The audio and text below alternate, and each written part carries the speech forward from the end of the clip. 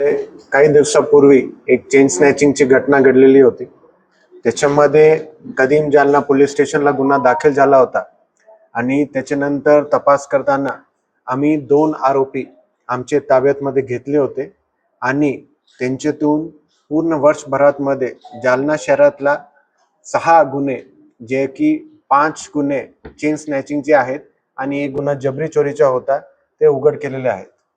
या 2 आरोपीकडून आम्ही टोटल 70 ग्राम ज्वेलरी दागिने जप्त केले आहेत आणि त्याच्यासोबत त्यांचे मोबाईल फोन आणि गुन्ह्यामध्ये वापरले मोटरसायकल पण जप्त केलेले आहे.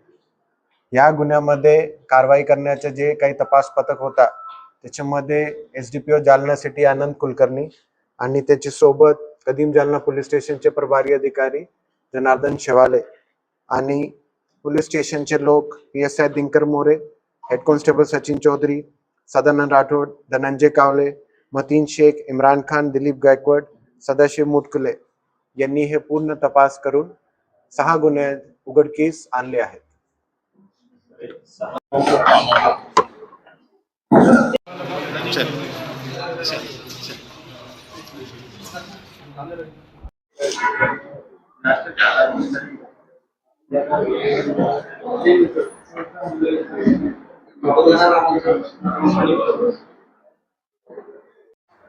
कैटरिंग रूम में देखेंगे ना पीछे।